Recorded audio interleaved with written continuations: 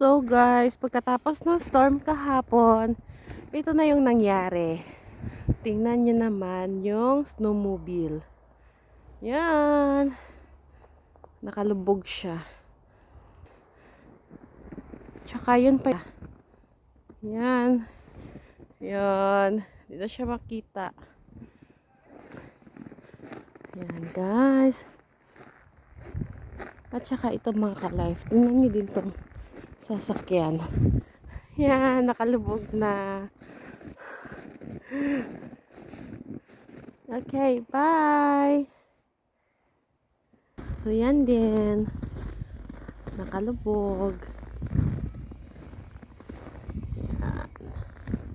Ito mga ka-life. Yan, okay pa siya. Okay naman siya. Pero yung isa, yan.